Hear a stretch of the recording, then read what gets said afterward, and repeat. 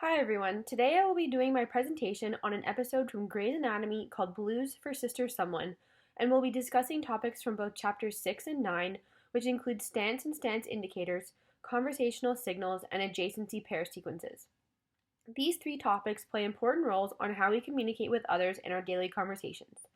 During these daily conversations, we are constantly aware of our stance on something that we feel strongly about and make subconscious decisions on how and who can interpret them. Sometimes it can be very evident about someone's attitude towards something, and other times it can slip through by accident and give off the wrong impression. Everyone has their own way of giving off their own type of stance indicators, giving other people in the conversation clues on how they really feel about a certain situation. Many of us use conversational signals as a way that we can express a higher interest and involvement in the conversation, which can be determined by how fast or loud someone is talking and how they use shorter pauses between words, as well as being more animated and excited about the topic. Lastly, there are three different types of adjacency sequences that we learn through our conversations as a way to properly ask people questions and make sure there is certain orderliness in the way we talk to others. These three sequences are called pre-sequences, which allow people to dig for information about people and ask personal questions. Insertion sequences, which is when we say something and the other person needs clarification about what we said. And lastly, noticeably absent is when the second part of the conversation didn't happen and the original speaker notices this. Here is the clip from the episode of Grey's Anatomy. Everything okay? Yeah, everything's great. Hey, Doc, you look good. He looks good. It may just be a virus, but I'd like to wait till we get the blood tests and the x-ray work back before I say anything for sure. So he can go home today? Because Derek says he can pick him up. You can go home. You hear that, Doc? You can go home. So you and Derek, you together? Derek and I are, just friends. He's married, and I'm knitting a sweater.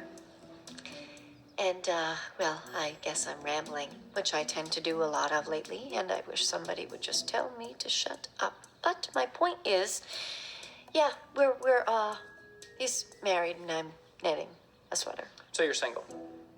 Single. I asked because I was wondering if you would like to go out with me.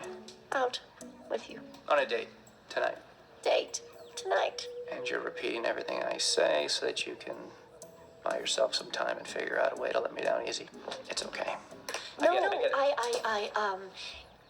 You're very... It's just that if I were, you would... Not dating. The first topic that I'm going to discuss in this episode is stance and stance indicators. So in this episode from Grey's Anatomy, Meredith Grey is having a conversation about her dog Doc with a veterinarian named Finn. In the scene, Meredith's main stance is nervousness and tries to avoid looking or talking to Finn directly and addressing her dog Doc. The stance indicator that shows how Meredith is nervous is when Finn asks her if she and Derek are together and Meredith begins rambling on about knitting a sweater, which is completely off topic of what Finn asked her. Another clue that shows Meredith's nervousness towards a situation is in the last part of the scene when Finn is blunt with Meredith by cutting to the point of her avoiding answering the question of going on a date with him. In her response, she stutters a lot and doesn't really know what to say, implying how she didn't really know how to handle the situation because Finn made her nervous. Another example from this scene in the episode is the use of conversational signals. In Meredith's case, because of her original stance of being nervous around Finn, because she likes him, she begins to talk faster with very little pauses in her sentences, giving off the impression to Finn that he makes her nervous because she's interested in talking to him more. The final example from this scene is the use of adjacency pair sequences. In this particular scene, Finn uses a pre-sequence to dig for information about Meredith's relationship status. Finn is curious about this information since Meredith and Derek are both co-owners of the dog, but are essentially not a couple.